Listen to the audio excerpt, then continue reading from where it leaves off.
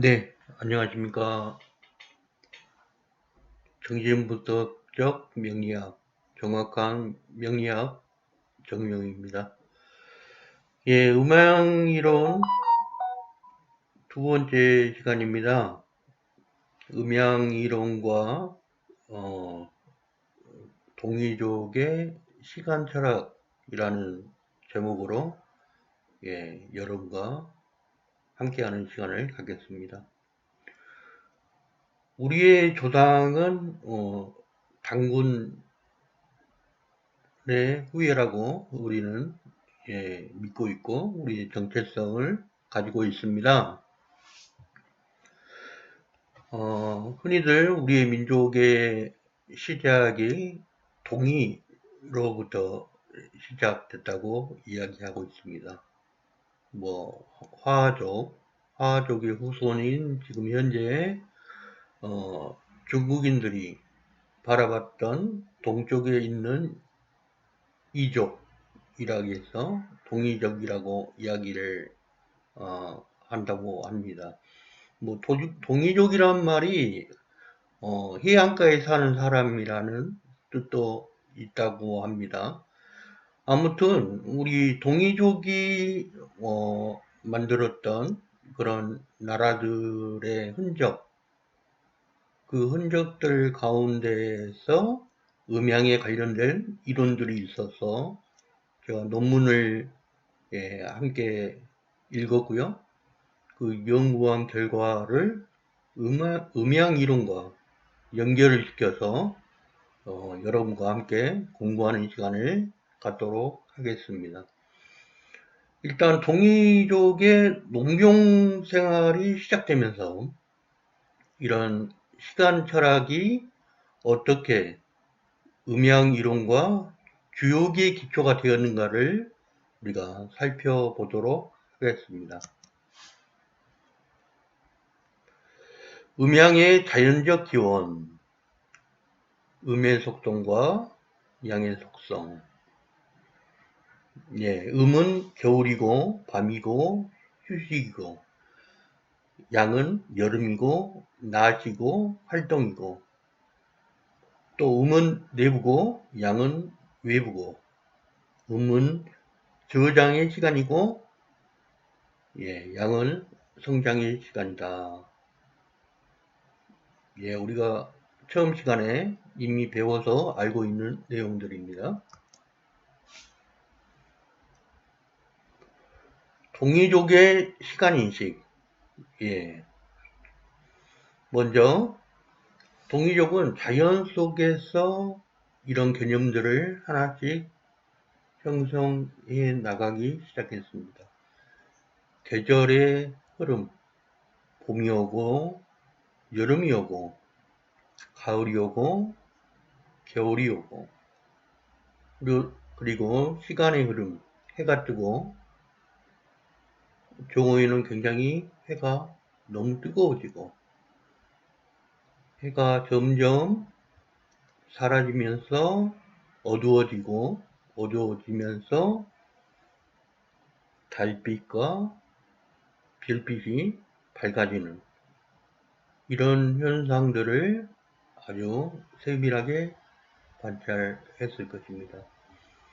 이런 것들이 삶을 사는데 굉장히 중요했겠죠.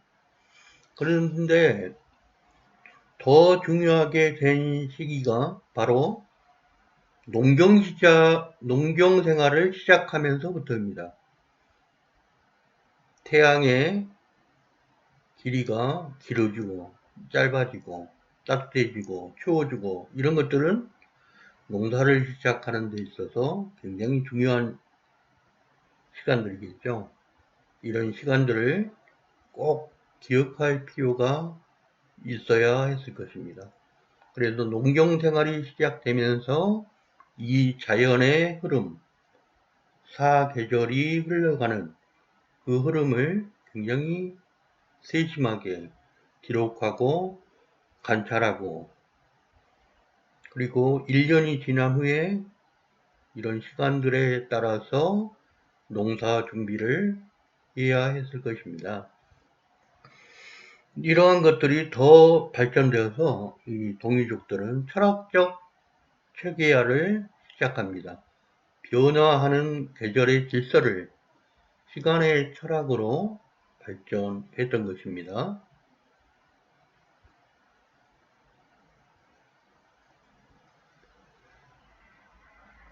주역의 괴와 동이족. 예, 주역의 괴. 주역의 괴 중에서 이제 가장 기초적인 게 곤, 감리 뭐 이렇게 나오지 않습니다. 태극기에 보면 예, 옆에 나오는 괴 그림이 있죠. 그게 바로 곤. 곤은 하늘을 의미합니다. 양의 원리를 의미하겠죠. 곤은 땅, 음의 원리를 이야기하고 있습니다. 그리고 이 괴가 64개가 이루어졌습니다.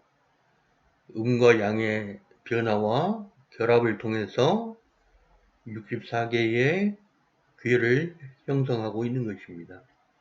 이러한 것들은 자연 중심, 농사력, 농사를 위해서 꼭 필요한 그런 달력이겠죠.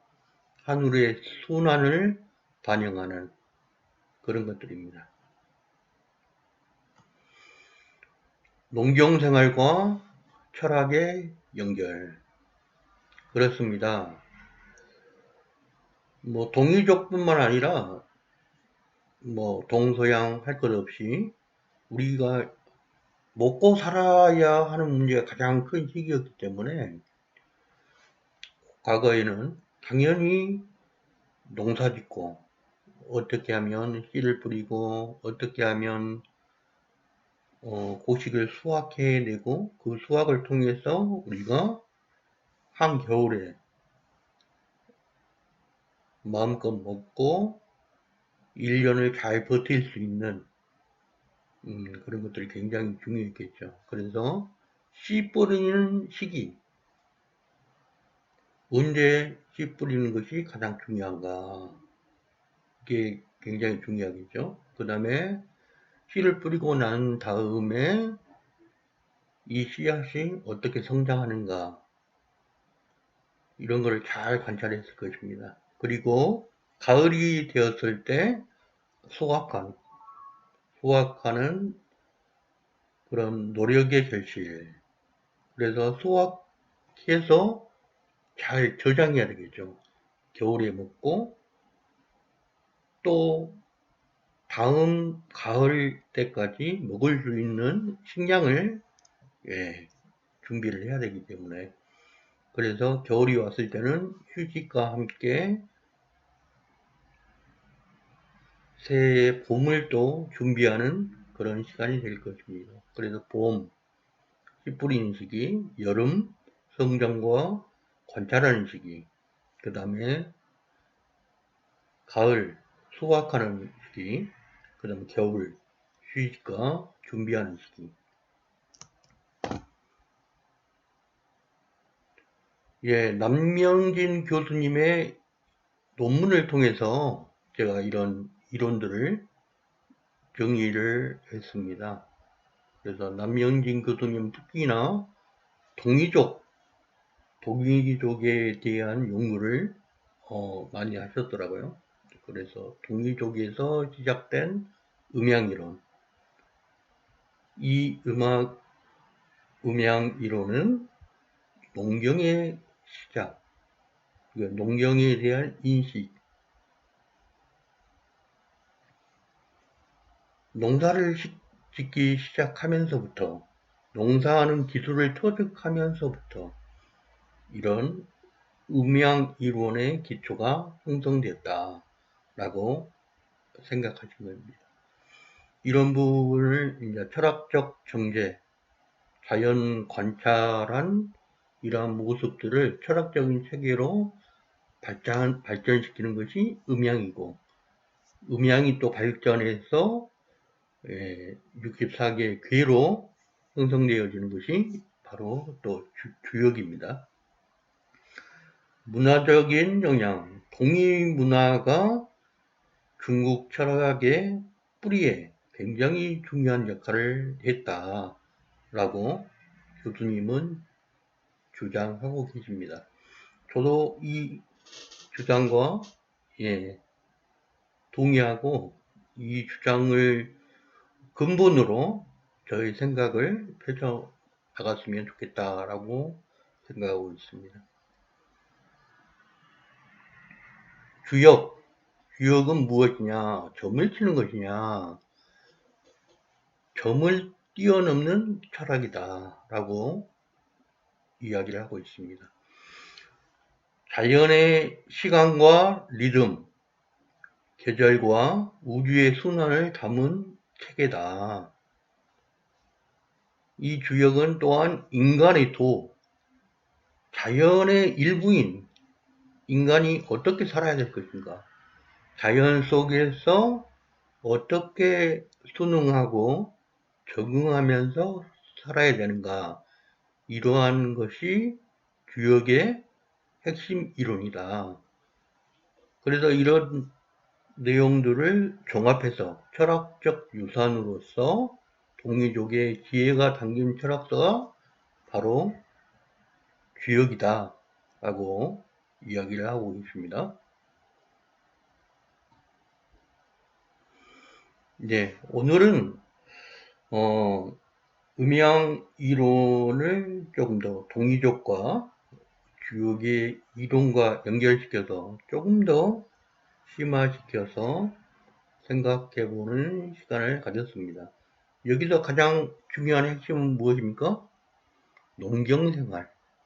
농경생활 때문에 음양 이론이 더 구체해야 되고 중요해졌다. 계절에 따라서 무엇을 할지, 무엇을 준비해야 될지를 규정하고 이런 부분들이 더 심화되고 발전되어서 철학적 개념의 주역으로까지 발전했다. 이런 것입니다. 시청해 주셔서 감사합니다.